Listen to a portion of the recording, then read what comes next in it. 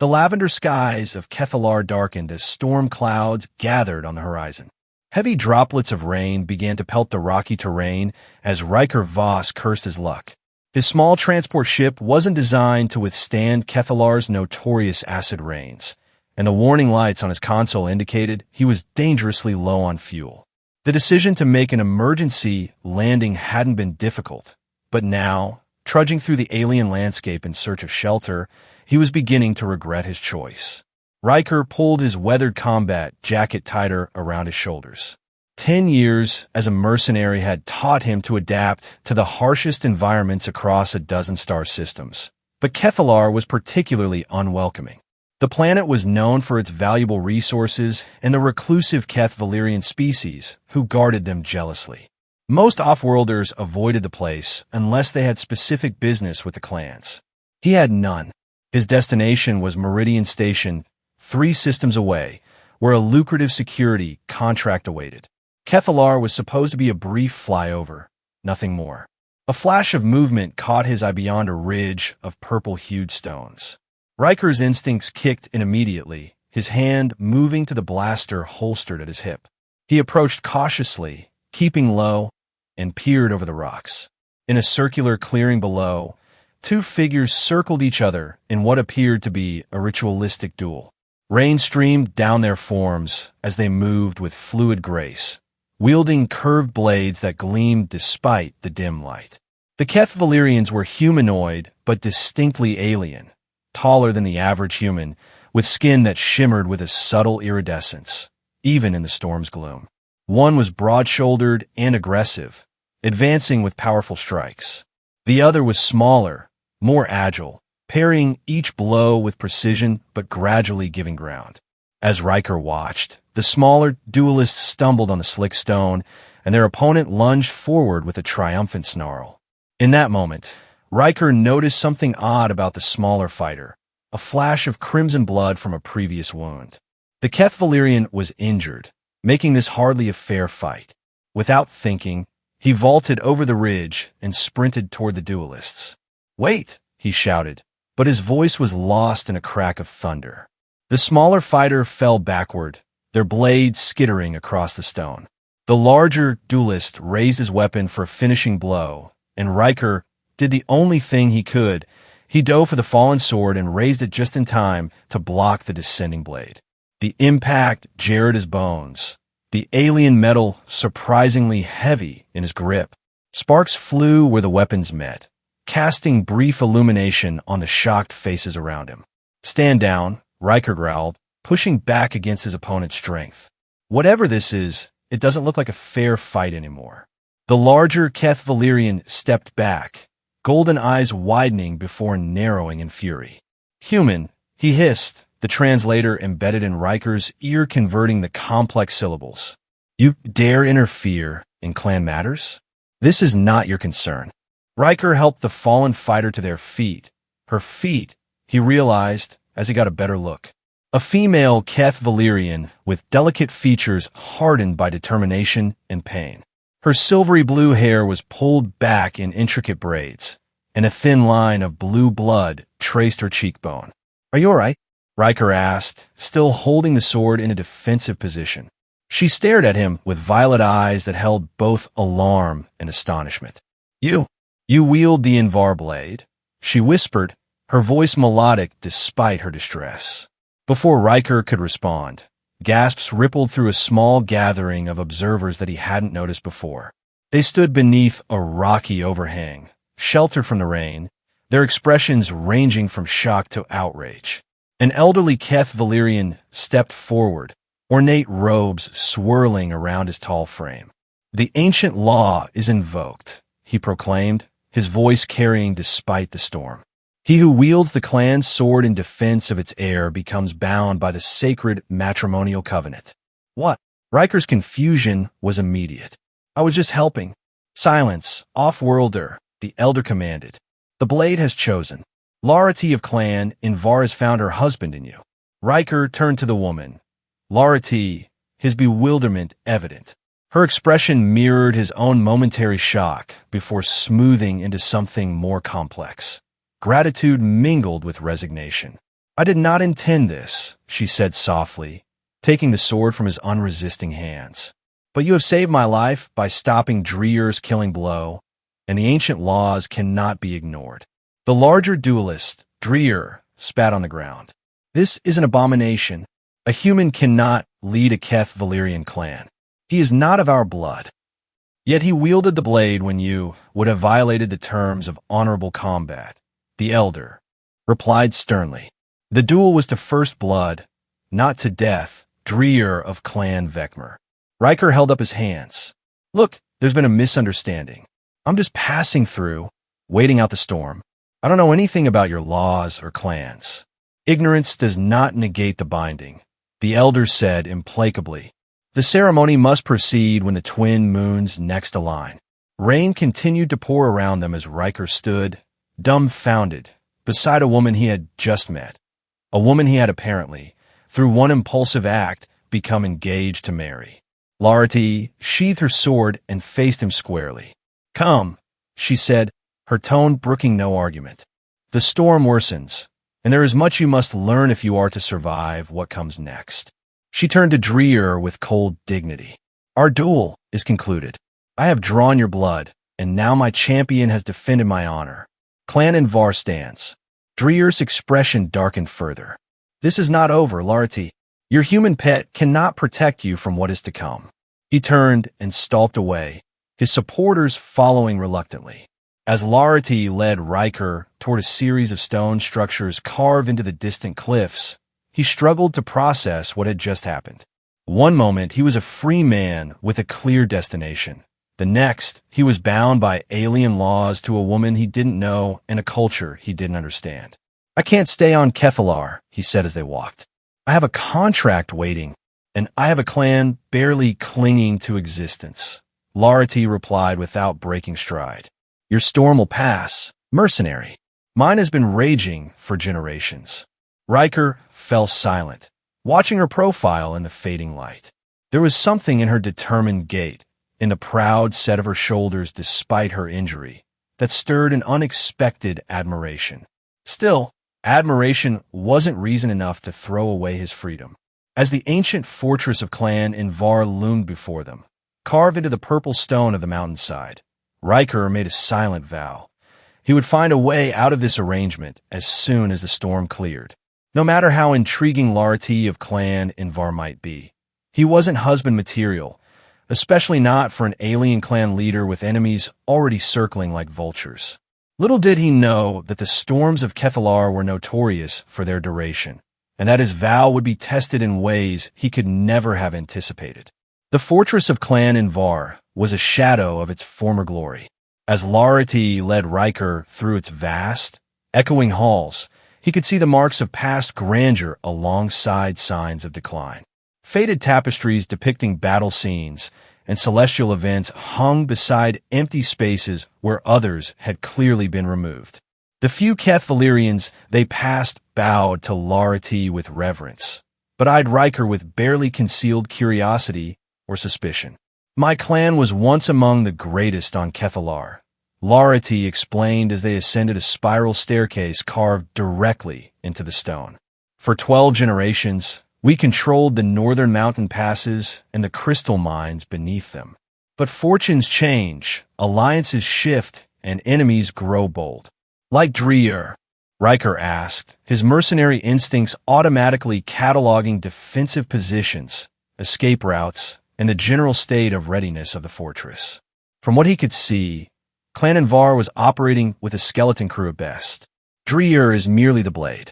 Clan Vecmer is the hand that wields it, Larity said bitterly. They have been systematically weakening us for decades, ever since my father refused their offer of alliance, which would have made us vassals in all but name.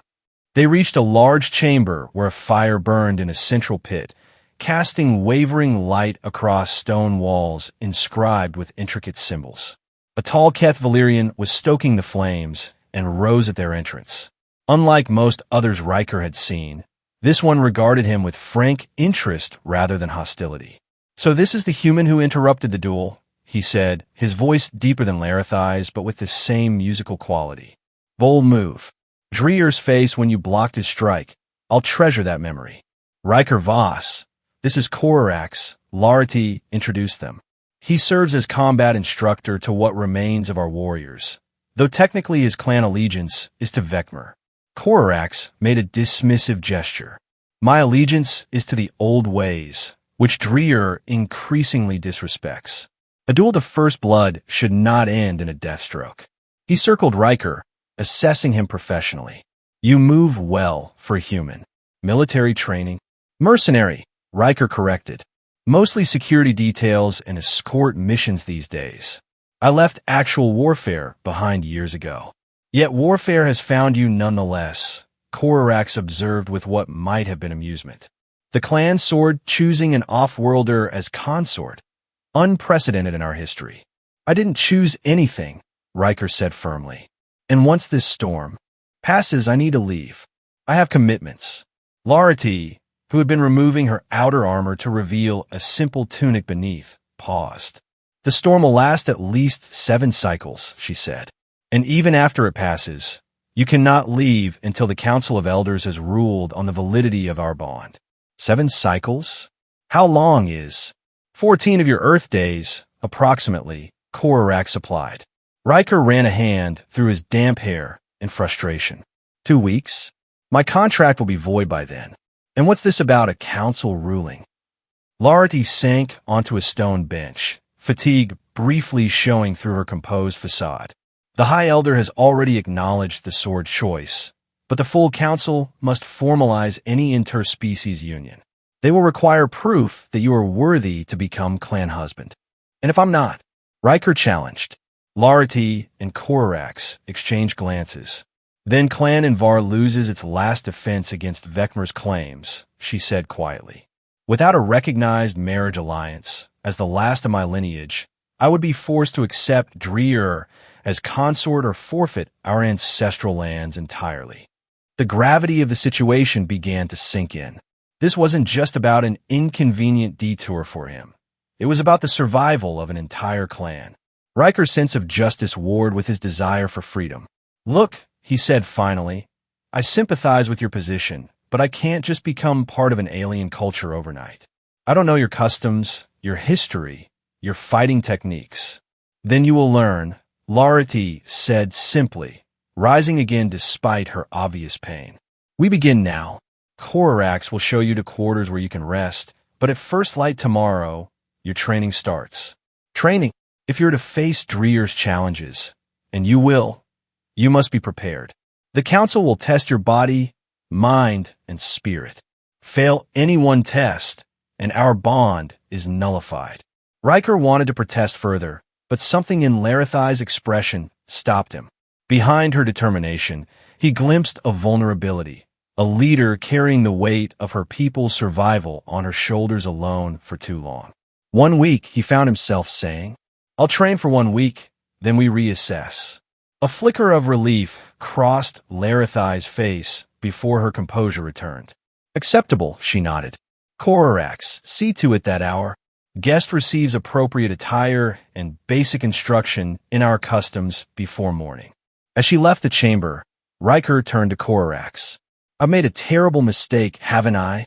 The alien warrior's expression was unreadable. Perhaps. Or perhaps the sword knows something you do not. It has been in the hands of Clan Invar's greatest visionaries for millennia. They say it carries their wisdom still. I don't believe in mystical swords, Riker scoffed.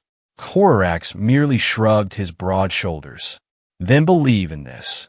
Drier will not rest until he has destroyed what remains of Clan Invar and secured their crystal mines for Vecmer. Without you, Larity stands alone against forces that have already decimated her family line. Your intervention may have been coincidence, but it has given her something she has lacked for too long. What's that? Hope, Korax said simply, and gestured for Riker to follow him deeper into the ancient fortress. The 7 days that followed were among the most demanding of Riker's life. Each morning began before dawn with combat training.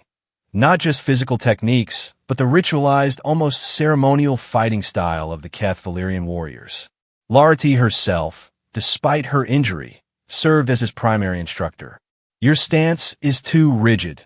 She corrected him on the third day, circling as he held a practice blade in the traditional opening position. Our combat is fluid, like the wind over our mountains.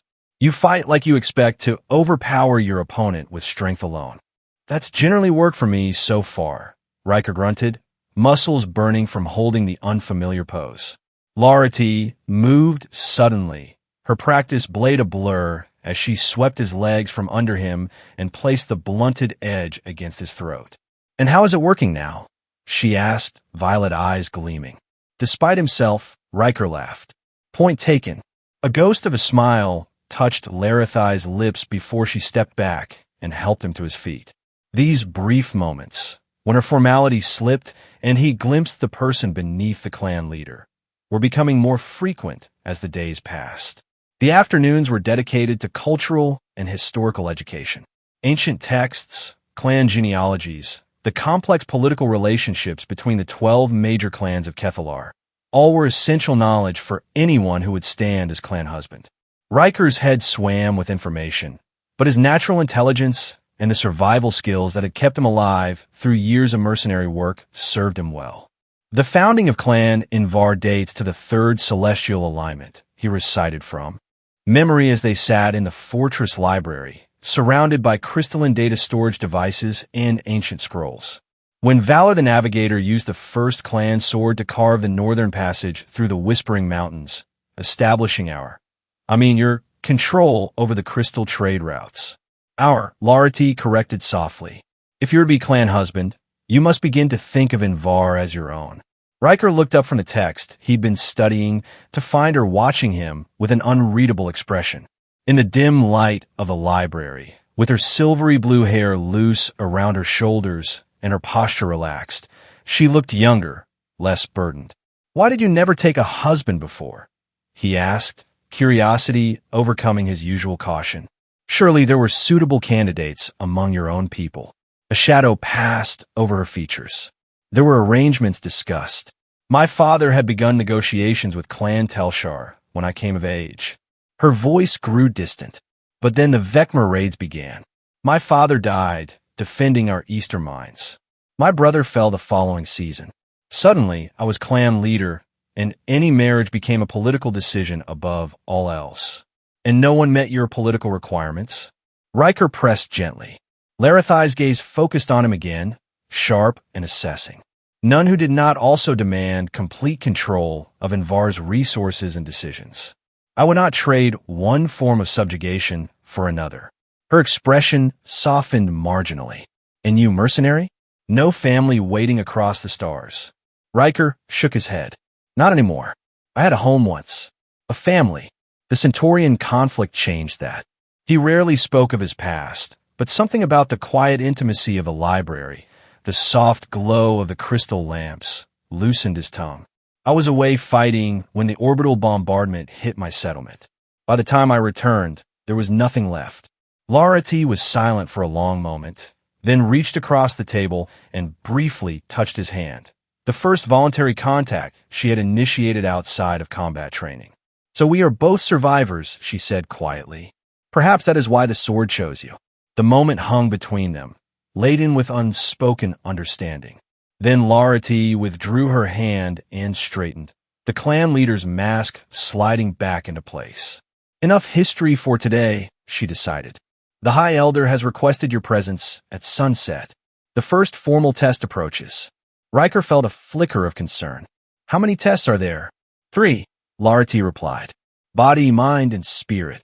Each must be passed to satisfy the council that our union is blessed by the ancestors." She stood, gathering the scattered texts. "Corax will help you prepare. The physical challenge is typically first, a test of combat prowess against a champion selected by those who oppose the union." Drea Riker guessed. "No, he would kill you without hesitation, and that would defeat the purpose of the test. More likely he will select a proxy." Her expression grew troubled. "Be cautious, Riker Voss.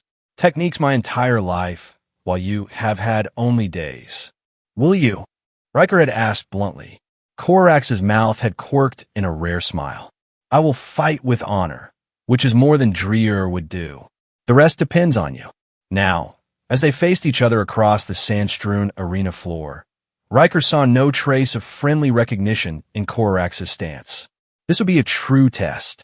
The High Elder stepped forward from the elevated platform where the council sat. The trial of body commences, his voice rang out. Korax of Clan Vecmer challenges Riker Voss, claimant to the position of clan husband to Larti of Invar.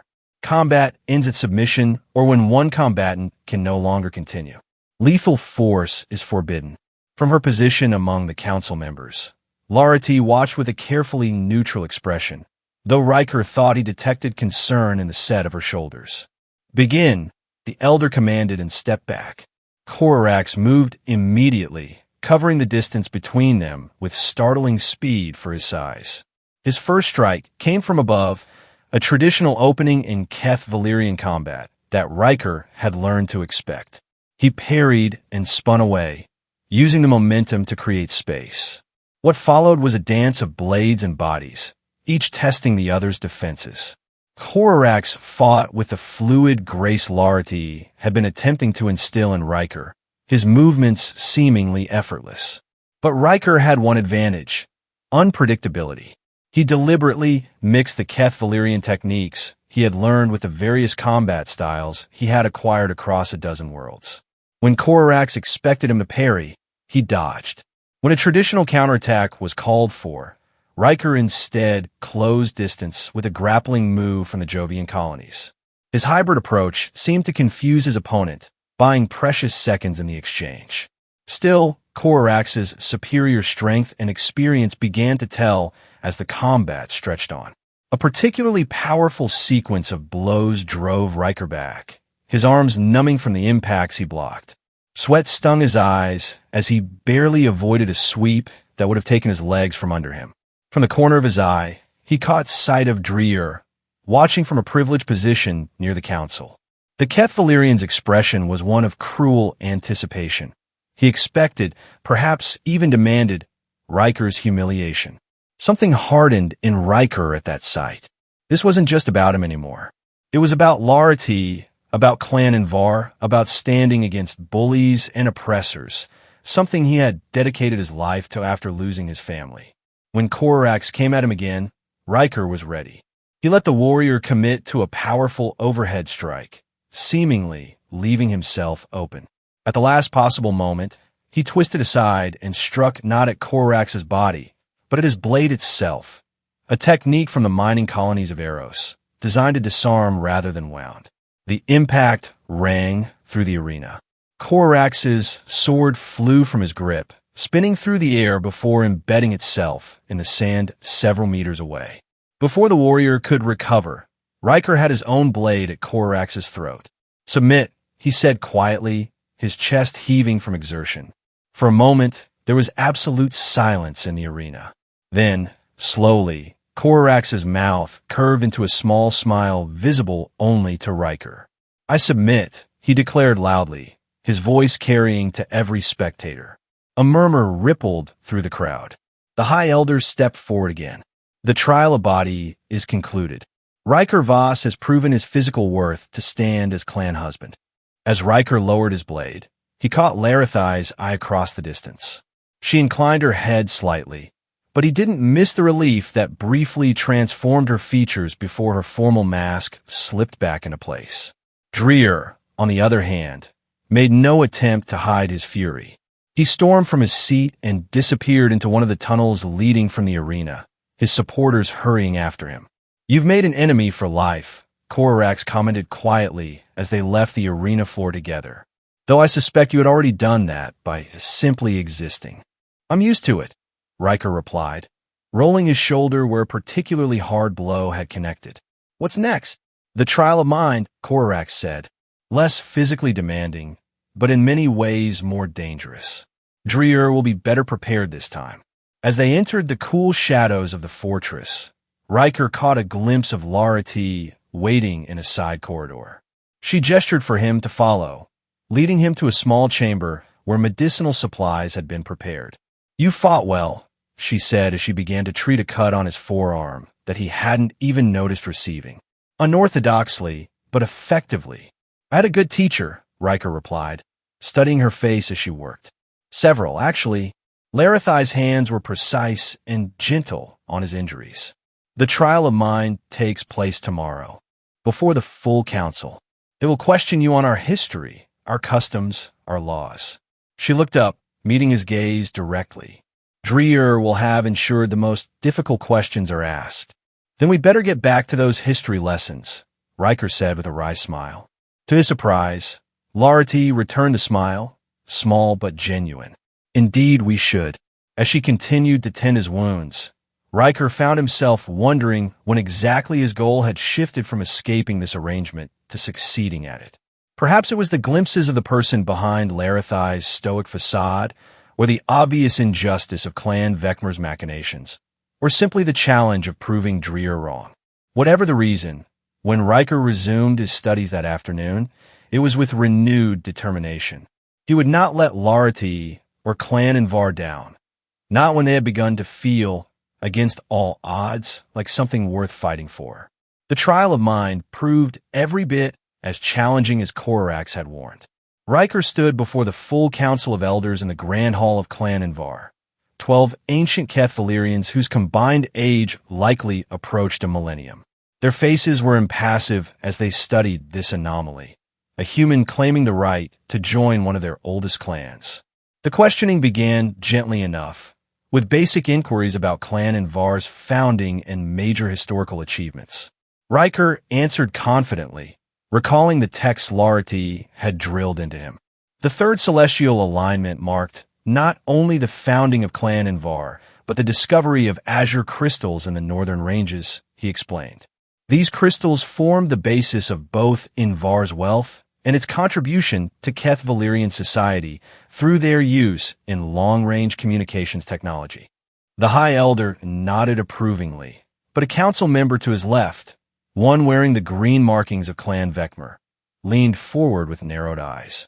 Tell us, human, of the sacred accord that governs relations between the 12 clans. What are its central tenets, and how does the role of clan husband fit within its framework? This was territory they had covered less thoroughly, but Riker maintained his composure. The Sacred Accord establishes that no clan may wage open warfare against another without formal declaration and approval from the Council. It defines the boundaries of clan territories and the protocols for resolving disputes. He took a breath. As for clan husbands, they serve as defenders of their adopted clan's interests while maintaining the bloodline's purity through marriage to the clan leader or heir. And how? The Vecmer elder pressed. Can you fulfill this latter function when you are not even of our species? A ripple of discomfort passed through the chamber. Riker sensed the trap. Any answer that suggested he could not fulfill a clan husband's duties would undermine his claim. The Sacred Accord predates contact with other species, he countered. Its framers could not have anticipated interspecies unions. However, the underlying principle, securing the future of the clan, remains achievable. The sword chose me not despite my humanity, but perhaps because of it. New perspectives, new alliances, new possibilities for Clan Invar's revival. Murmurs arose from the gathered observers. Riker caught sight of Larety, seated to one side of the council. Her expression revealed nothing, but there was a new intensity in her gaze. The questioning continued for hours, delving into increasingly obscure aspects of Keth Valyrian law and custom. Occasionally, Riker had to admit ignorance, but more often he found connections between what he had learned and his own experiences, bridging cultural gaps with analogies from human history or mercenary code. Finally, as the twin moons of Kethalar became visible through the high windows of the hall, the High Elder raised a hand to end the proceedings. Riker Voss has demonstrated knowledge sufficient to navigate our customs with respect and understanding, he declared. The trial of mind is concluded successfully. Relief washed through Riker, tempered by the knowledge that one final, more mysterious trial remained. As the council members filed out, Dreer appeared at the side of the hall, his expression thunderous. He approached Riker directly, stopping just short of a distance that would be considered challenging. Memorizing our history does not make you one of us, he he hissed. The trial of spirit will expose your true nature, human. No off-worlder has ever completed the ancestral communion. Before Riker could respond, Larati was beside him. Yet the sword chose him, Dreer. Would you question the wisdom of Invar's ancestors? I question nothing except your desperation, Dreer sneered. Clutching at any alliance, even one that defiles your lineage, rather than accepting the inevitability of Vecmar's ascendance. My clan stood before yours existed, Larati replied evenly. We will stand. Long after your ambitions are dust. Dreer's face contorted with rage, but he mastered himself. We shall see. Tomorrow, when your pet human fails the final trial. With that, he stalked away, followers trailing in his wake. What exactly is this trial of spirit? Riker asked once they were alone in the now empty hall. No one's been specific about it. Larathai's expression grew somber. It is difficult to explain to those who have not experienced it. You will commune with the ancestral memories stored within the clan sword. If they accept you, the trial is passed. If not, she left the consequence unspoken. And has anyone ever failed this trial? Few even attempt it, she admitted. Most marriages are arranged between clans long allied. The trials are largely ceremonial in such cases. She hesitated. There are stories of those who entered the communion and emerged changed, or did not emerge at all. Riker absorbed this unsettling information. So tomorrow, I mind meld with a sword containing the ghosts of your ancestors, who will judge whether I'm worthy of marrying you. A ghost of a smile touched Larathai's lips.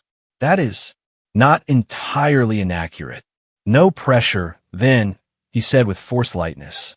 To his surprise, Larati placed a hand on his arm, a gesture that had become increasingly frequent as the days passed. You have to ask again, why do you now stand before us willingly, seeking our approval? The question penetrated deeper than Riker had anticipated. Why indeed? He could have refused the trials, waited out the storm, and departed. Yet here he stood, voluntarily submitting to judgment by entities he didn't even believe in until moments ago. Before he could formulate a response, the communion deepened. He was no longer simply surrounded by memories. He was experiencing them firsthand. He was Valor, the navigator, carving the first path through the Whispering Mountains, the original clan sword heavy in his grip as he struck the stone that would reveal the first azure crystal vein. He was Elitha the Wise, negotiating the terms of the sacred accord while the twin moons aligned overhead, feeling the weight of responsibility for generations yet unborn. He was Soreth, Larathai's father, falling in battle against Vecmar raiders, his final thoughts not of his own death, but of his daughter's uncertain future. Through each momentary identity, Riker felt the unbreakable connection between individual and clan, the sense of belonging to something greater than oneself that had eluded him since losing his own family. He experienced century upon century of struggle, triumph, loss, and perseverance, the full tapestry of Clan Invar's existence woven through his consciousness. Then abruptly the visions shifted. He saw himself through Larathai's eyes on the day they met, a strange alien figure materializing from the storm, inexplicably risking himself for a woman he didn't know. He felt her initial shock, her confusion, and then something unexpected, hope, fragile but growing. He witnessed moments he hadn't been present for. Larati defending her decision to the clan elders, poring over historical texts late into the night to prepare his lessons, standing alone in her chambers, fingers tracing the hilt of the clan's sword as she whispered, "Did you truly choose him, or was it merely chance?"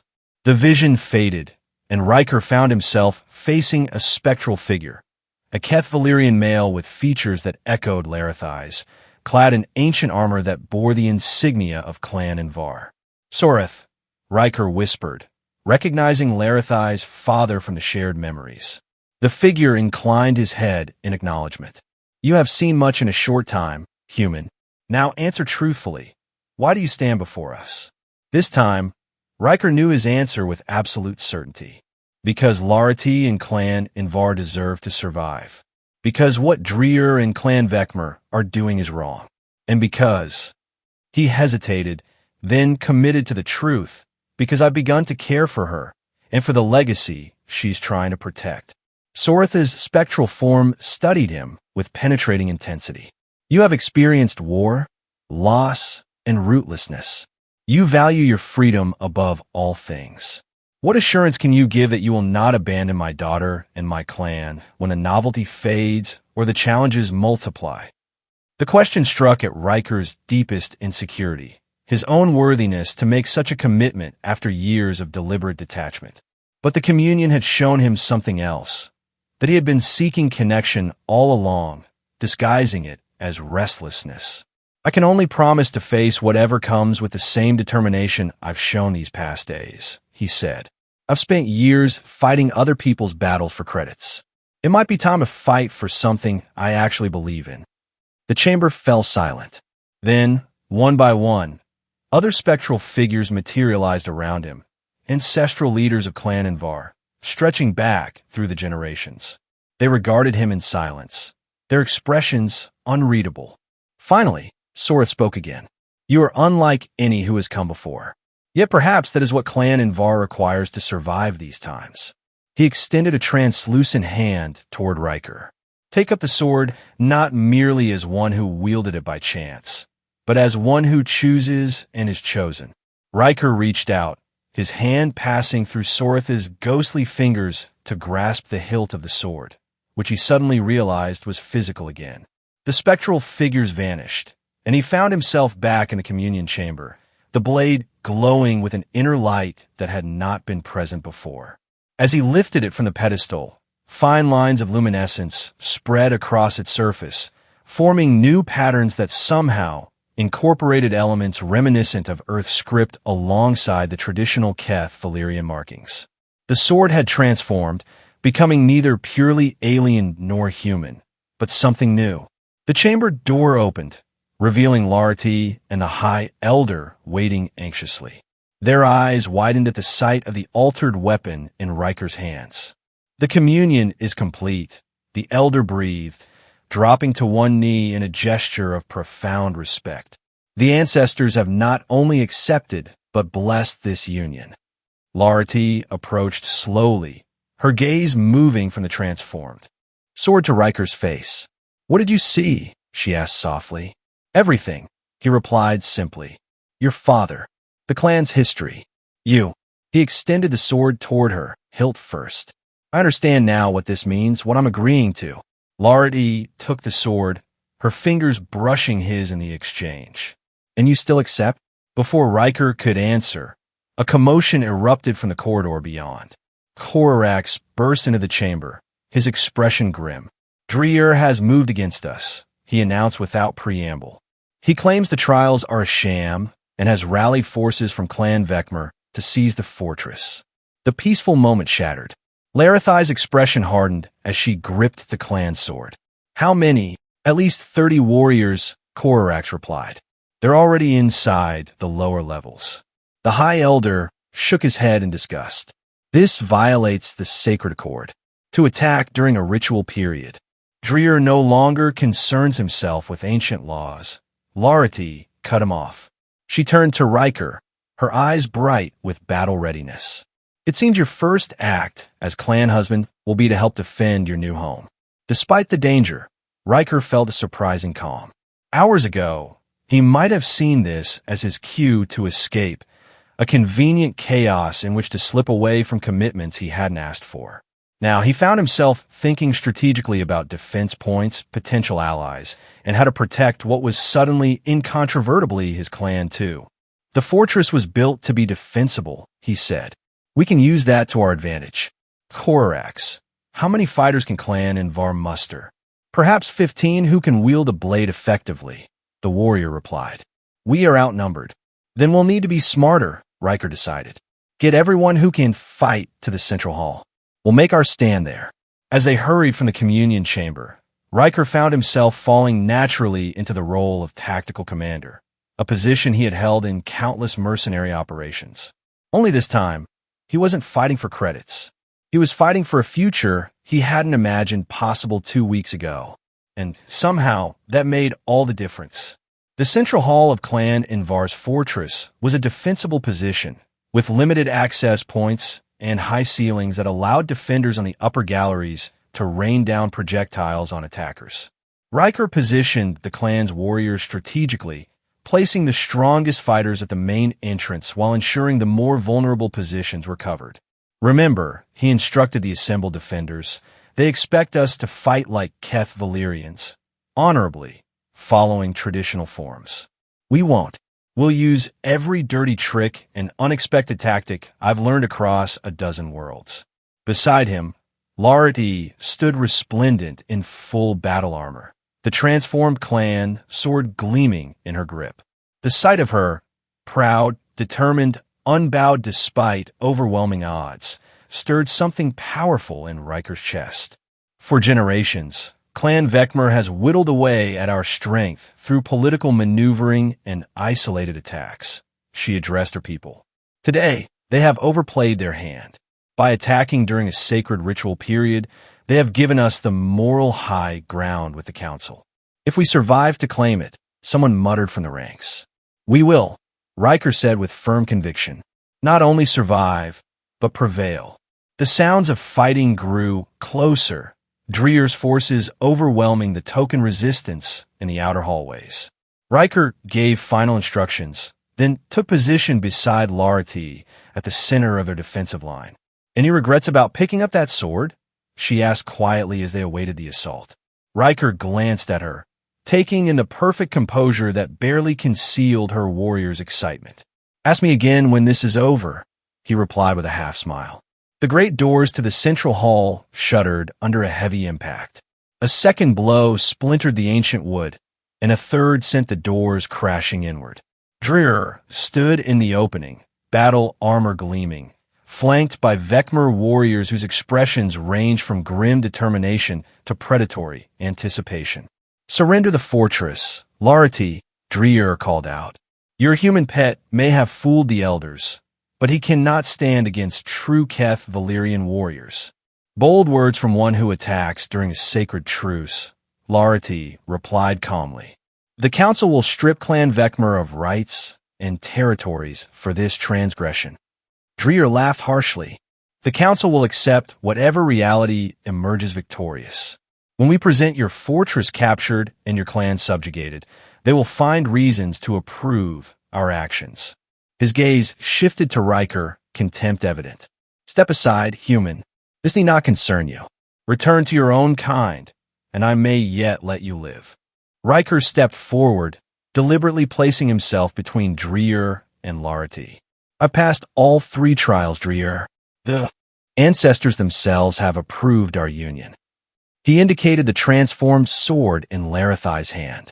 I'm clan husband of Invar now, and you're trespassing on my home. Fury contorted Dreer's features. Then die with your adopted clan. He signaled his warriors, who surged forward into the hall. What followed was chaos, the clash of blades, shouts of pain and defiance, the thud of bodies hitting stone. Riker fought with calculated precision, using the combat techniques Larity had taught him, supplemented by the unorthodox tactics of his mercenary days.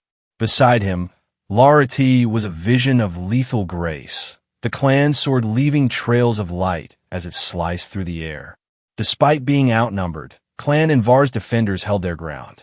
Riker's strategic positioning gave them the advantage of forcing Vecmer's warriors to funnel through narrow access points rather than overwhelm them with superior numbers. From the galleries above, archers and those armed with improvised weapons rained down punishment on the attackers. Korax proved his true loyalty, fighting alongside Riker with devastating effectiveness. For the old ways, he bellowed as he drove back 3 Vecmer warriors single-handedly. As the battle raged, Riker caught glimpses of Dreer circling the perimeter, clearly seeking a path to Larity. The Vecmer champion's focus was singular. Eliminate the last of Clan Invar's bloodline, and the fortress and territories would be his for the taking, regardless of the human clan husband. He's coming for you, Riker warned Larity, as they briefly found themselves back-to-back in the fray. "Let him come," she replied, her voice cold with righteous anger. "This confrontation has been building since my father's death." "We face him together," Riker insisted, deflecting a blow meant for her head. "That's what clan husband means, isn't it?" The subtle softening of her expression amid the battle's fury told him he'd understood correctly. They fought their way toward a clearer area of the hall, deliberately making themselves visible targets. Dreer took the bait.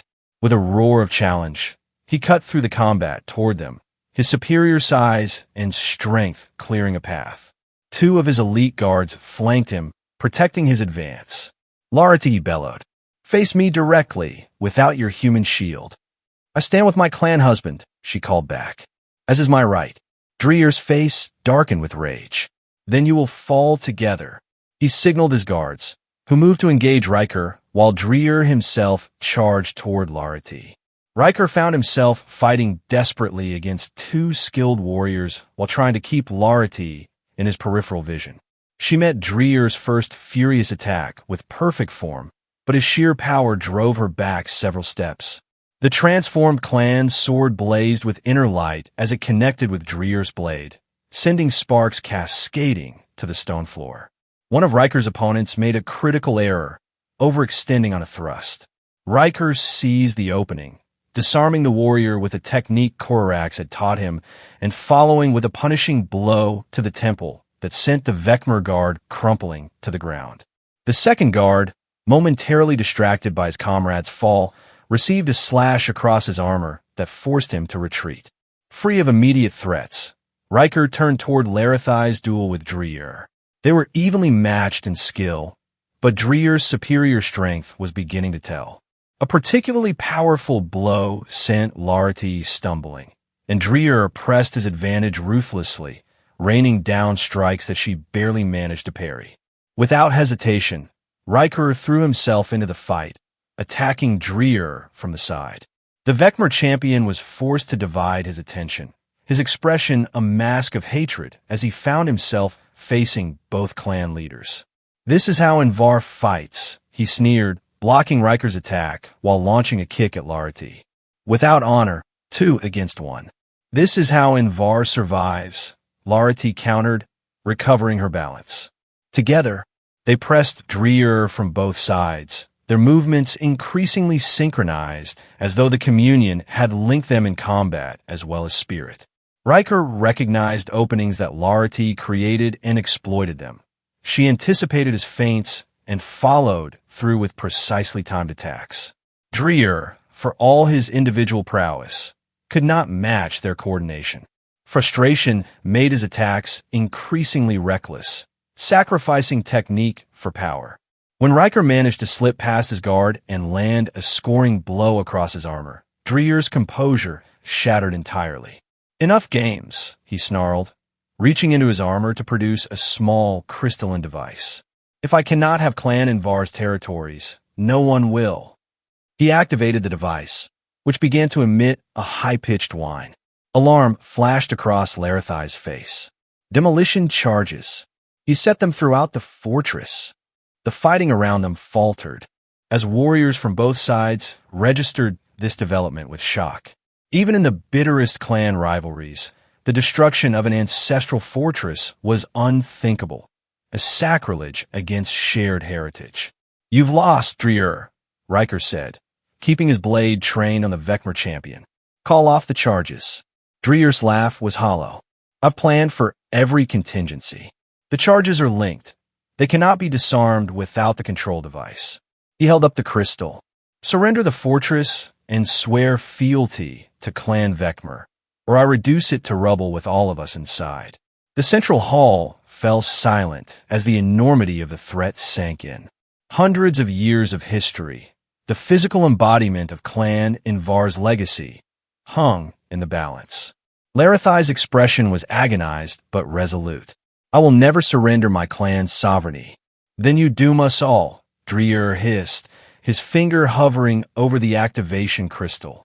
In that critical moment, Riker recalled something from the communion, a memory of hidden passages beneath the fortress escape routes built by the founders for times of greatest peril. The knowledge had been imparted not through words, but through an intuitive understanding of the fortress's structure. With lightning speed born of desperation, he lunged not at Dreer, but at the control device in his hand. The move was so unexpected that Dreer failed to react in time. Riker's blade struck the crystal, shattering it into glittering fragments. For a heartbeat, everyone froze, expecting immediate destruction. When nothing happened, confusion replaced fear. "What have you done?" Dreer demanded, staring at the destroyed controller. "Taken a calculated risk," Riker replied, though his racing heart belied his calm tone. "Your engineers built the charges to be armed remotely, but they needed a safety protocol, a way to prevent accidental detonation. Destroying the controller would logically trigger a fail-safe shutdown rather than an explosion. It had been a desperate gamble based on his experience with similar systems in his mercenary days, combined with intuition. If he'd been wrong, but the continued silence confirmed his theory. Around the hall, Vecmer warriors began to lower their weapons, recognizing that their champion's ultimate leverage was gone. Dreer, however, was not ready to concede. With a roar of pure hatred, he launched himself at Riker, abandoning all pretense of honorable combat. Riker barely managed to raise his blade in time to block what would have been a killing blow. The force of Dreer's attack drove Riker backward, his boots sliding on the stone floor. Behind him, he sensed rather than saw Larity moving to intercept, but she would not reach them in time to prevent Dreer's next strike. In that moment of extremity, Riker felt a strange connection, as though the spirits he had communed with in the sword ritual were with him still. Without conscious thought, he executed a defensive maneuver he had never been taught, one that seemed to flow from ancestral memory rather than training. The move redirected Dreer's momentum, sending the larger warrior stumbling past him. Before Dreer could recover, Larity was there, the clan's sword sweeping in a perfect arc that ended with its glowing edge pressed against Dreer's throat. "Yield," she commanded, her voice carrying the weight of generations of clan and Var's leaders. For a moment, it seemed Dreer might choose death over surrender. Then, slowly, his shoulders slumped and he dropped his weapon. The clatter of the blade on stone echoed through the suddenly silent hall. "I yield," he said, the words extracted like physical pain. A cheer erupted from clan and Var's defenders, echoing from the vaulted ceiling. The remaining Vecmer warriors, seeing their champion defeated, lowered their weapons in surrender. Larity did not remove her blade from Dreer's throat as she addressed the hall. "Let it be known that Clan and Var stands, not through conquest or subjugation, but through righteous defense of what is ours." Her gaze swept over the Vecmer warriors. "Return to your clan territories. Tell your leaders that Invar will bring this violation before the full council. Reparations will be demanded, and justice will be served." Only when the last of Vecmer's forces had been escorted from the fortress did Larity finally lower her sword. The central hall, damaged but intact, gradually emptied as clan and Var's members dispersed to tend wounds, secure the perimeter, and begin repairs. Eventually, only Riker and Larity remained, standing amid the aftermath of battle, together in a moment of shared victory and private recognition of how close they had come to defeat. "That was either the most brilliant or most foolish risk I've ever seen," Larity said at last, nodding toward the shattered remnants of Dreer's detonator. "Sometimes there's a fine line between the two," Riker admitted. "But I had a feeling about how their system would work." "A feeling," she repeated, studying him with new consideration. "Or perhaps knowledge imparted during the communion. The ancestors sometimes share secrets known only to clan leaders." Riker considered this possibility. "Maybe. Everything happened so fast in there. I'm still processing what I experienced." He looked around at the battle-scarred hall, suddenly overwhelmed by the reality that this was now his home, these people his clan, this woman his partner in leadership. Larity seemed to sense his momentary vertigo.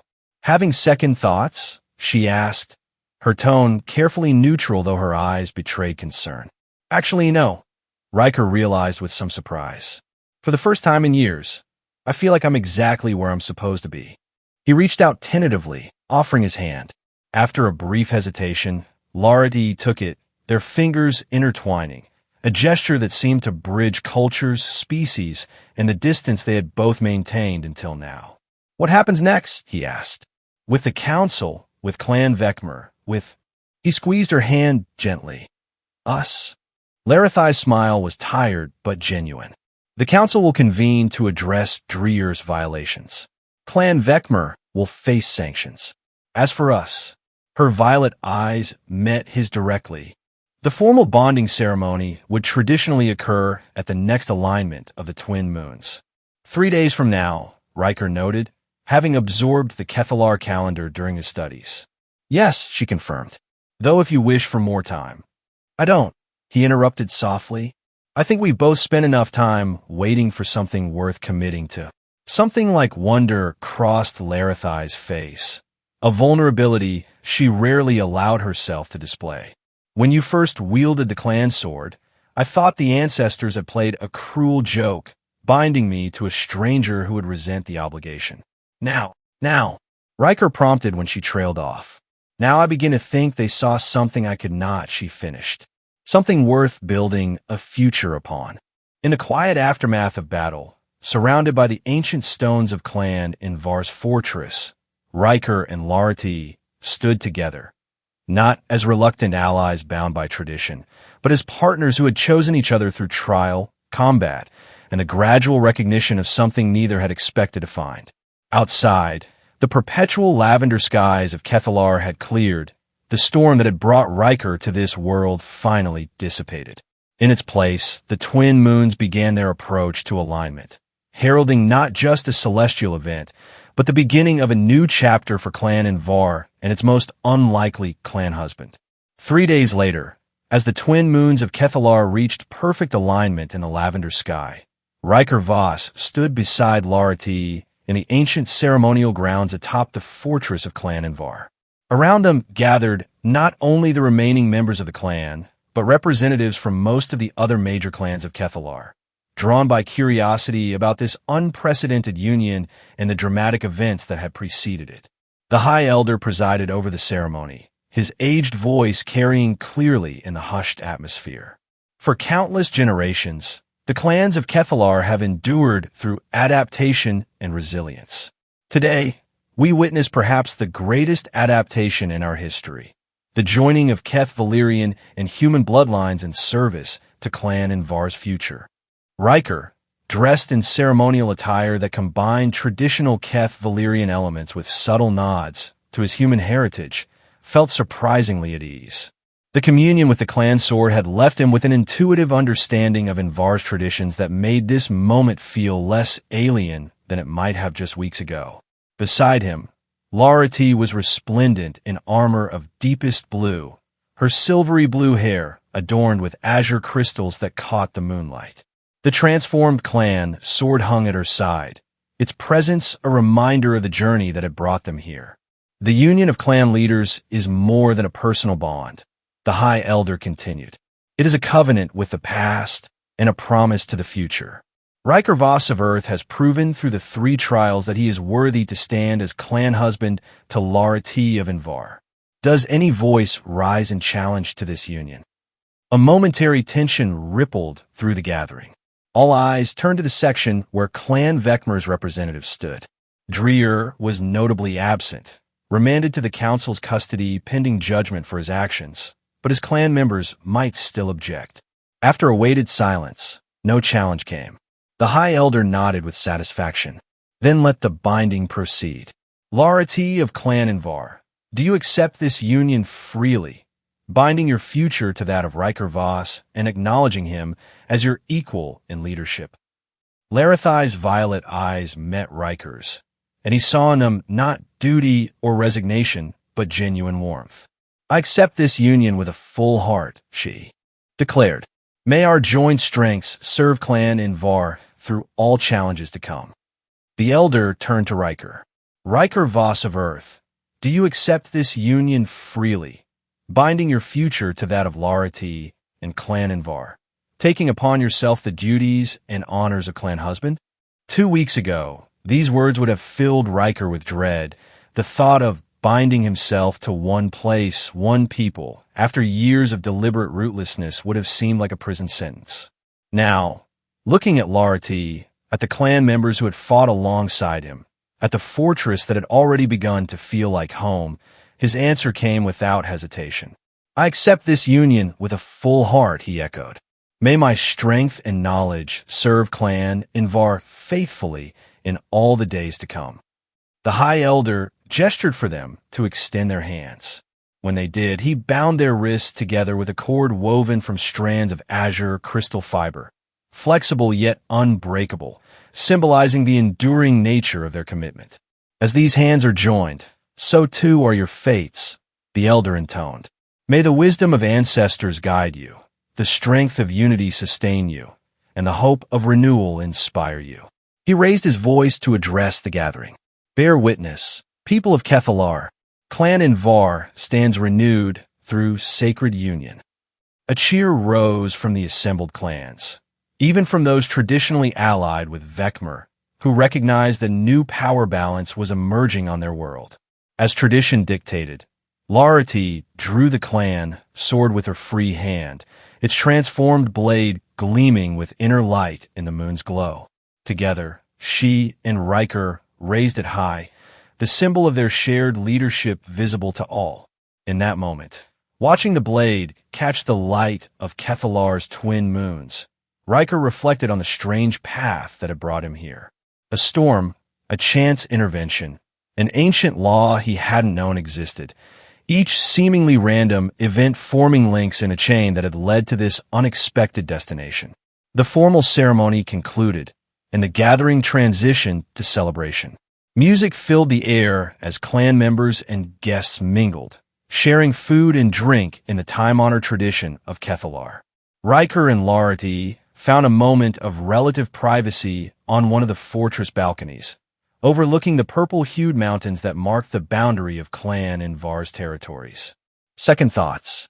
Larity asked, echoing her question from after the battle. Riker shook his head. "None." He looked out at the alien landscape that would now be his home. "I spent years running from commitment, from putting down roots. I told myself I was preserving my freedom, but I think I was really just afraid of losing something else I cared about." Larithai's hand found his, their fingers still loosely bound by the ceremonial cord that would remain in place until the moons parted. "And now I found something worth the risk," he said simply, turning to face her. "A clan worth fighting for, a world worth helping to build, a partner worth standing beside." The genuine emotion in his voice seemed to catch Larity by surprise. For all her warrior's strength and leader's composure, this acknowledgement of genuine feeling between them touched something vulnerable within her. "When the sword chose you," she said softly, "I feared you would resent me for the obligation it placed upon you. I never imagined that I'd actually be grateful." Riker finished with a smile. "Neither did I. Life has a way of taking unexpected turns." "Indeed it does," came a voice from behind them. They turned to find Korax approaching, his expression solemn despite the festivities. "Forgive the interruption," the warrior said, bowing slightly in respect for the newly bonded leaders. "The Council's envoy has arrived with news of their preliminary judgment regarding Clan Vecmer." The reminder of unfinished business sobered the moment. Larity nodded. "We will hear it together." They followed Korax back to the main gathering, where a council representative waited. The elderly Keth Valyrian bowed deeply to both Riker and Larity before delivering his message. "The council has found Dreer of Clan Vecmer guilty of violating the sacred accord through his unprovoked attack during a ritual period," he announced formally. "As punishment, he is banished from Kethalar for a period of 5 cycles. Furthermore, Clan Vecmer must cede control of the disputed eastern mining territories to Clan Invar as reparation." Murmurs rippled through the gathering at this severe judgment. The return of the Eastern mines would significantly strengthen Clan Invar's position and resources. "There is more," the envoy continued. "The Council recognizes the union of Larity and Riker Voss as not merely valid but auspicious. It is their hope that this joining may mark the beginning of closer relations between Kethalar and the human worlds. This was unexpected. Riker glanced at Lara T, whose expression suggested she was equally surprised by this diplomatic overture. Clan Invar would be honored to serve as a bridge between our peoples. She responded carefully. The envoy nodded with satisfaction. The council anticipated your response. They wish to appoint you both as official ambassadors once the clan territories are secure. He bowed again and withdrew, leaving Riker and Lara T to absorb this new development. Ambassadors, Riker mused as they moved away from the curious onlookers. From mercenary to diplomat in 2 weeks. That's quite a career change. Larathai's eyes gleamed with something approaching mischief, an expression he was seeing more frequently as the weight of isolation lifted from her shoulders. Perhaps the ancestors saw diplomatic potential in you that you yourself did not recognize. Or perhaps they just had a peculiar sense of humor, he countered with a smile. As the celebration continued around them, Riker couldn't help but marvel at how completely his life had transformed. He had arrived on Kethalar a solitary figure, bound only by the next contract, the next payday. He would leave this gathering as clan husband, co-leader, and apparently ambassador. Yet despite the sudden weight of these responsibilities, he felt lighter than he had in years. The communion with the sword had shown him something he had been missing, a sense of purpose greater than survival, a connection deeper than temporary alliances. Later, as the twin moons began to separate in Kethalar's lavender sky, signaling the end of the ceremonial period, Riker and Lara T stood together on the highest point of the fortress. Below them, their clan continued the celebrations. Around them, the vast expanse of their territories stretched to the horizon. Above them, stars marked distant worlds that would soon learn of this unprecedented union. The ceremonial cord binding their wrists loosened naturally as the moons parted, falling away as tradition dictated. But something stronger than physical bonds now connected them, a shared purpose, a mutual respect, and the beginnings of a deeper emotion neither had expected to find. "What do you see when you look at the stars now?" Lara T asked, following his gaze upward. "Not escape routes," Riker replied honestly. "Maybe bridges, connections, possibilities." She nodded, understanding. "The stars have always guided our people, but for too long, we've looked only inward, focused on our internal divisions. Perhaps it's time for Kethalar to look outward again," Riker suggested. "And for Earth to learn there are civilizations with wisdom we haven't yet imagined.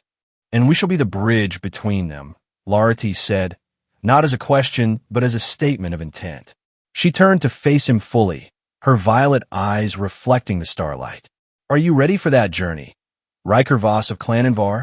In answer, Riker did what he had been wanting to do since the moment he first saw the courage in her eyes during that fateful duel. He bridged the final distance between them, drawing her into an embrace that transcended species and tradition. Their lips met in a kiss that sealed their bond more truly than any ritual or ceremony. A choice made freely, born of genuine feeling rather than obligation. When they finally separated, Larathai's expression held wonder mingled with certainty. "The sword chose better than either of us knew," she whispered. "For once, I'm glad I acted without thinking," Riker replied with a smile. "Grabbing that sword was the best mistake I ever made."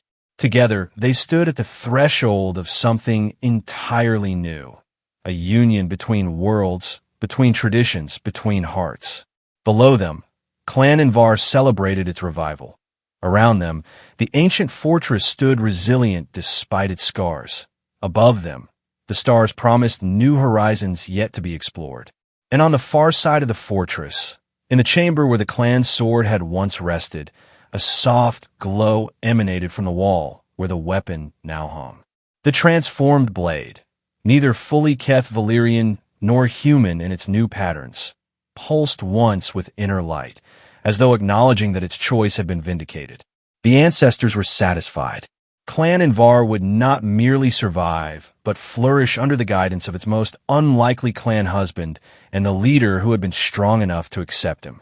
In the years that followed, The story of how Riker Voss came to wield clan in Var's sword became legend across Kethalar, a tale of chance, choice, and destiny intertwined.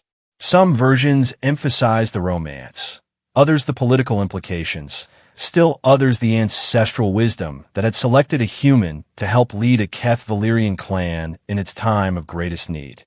But in quiet moments, when the responsibilities of leadership and diplomacy allowed them respite, Riker and Larati knew the truest version, that sometimes the deepest bonds form when we least expect them, that love can bridge differences greater than distance or species, and that the most profound commitments are those we choose freely after understanding their full meaning. For Riker Voss, once a rootless mercenary wandering between stars, the accidental wielding of an ancient sword had led to the one thing he never expected to find again after losing his family: a home, a purpose, and a heart to match his own. For Larati of Clan Invar, who had stood alone against decline and hostility for too long, the strange human who stepped between her and death had become more than a political necessity. He had become the partner she never dared hope to find, one who shared both her burdens and her dreams. And for Clan Invar, hovering on the edge of extinction, the unlikely union had become its salvation and the foundation of a new era. One where ancient wisdom harmonized with new perspectives, where tradition found strength in adaptation rather than rigidity. As dawn broke over the whispering mountains, painting Kethalar's perpetual lavender sky with streaks of gold, Riker stood beside Larati on the fortress balcony. Their hands were intertwined as they gazed out at the clan territories stretching before them. No longer a prison of obligation, but a shared legacy they both chose to protect and nurture. No regrets, Larati asked, though she already knew the answer. Riker smiled, squeezing her hand gently. Only that it took a storm to bring me here. I could have been wandering the stars for years, never knowing what I was missing. The ancestors work in mysterious ways, she replied with a hint of a smile. Perhaps the storm was there doing all along. Whether by ancestral intervention or mere chance, the human who had wielded her clan's sword to protect her had indeed become her husband, no longer oblivious to the weight of that role, but embracing it with the same instinctive courage that had first led him to take up the blade. And in that embrace, both found something neither had sought but both had needed. A future forged not by obligation or tradition alone, but by choice, respect, and love that transcended the boundaries of worlds.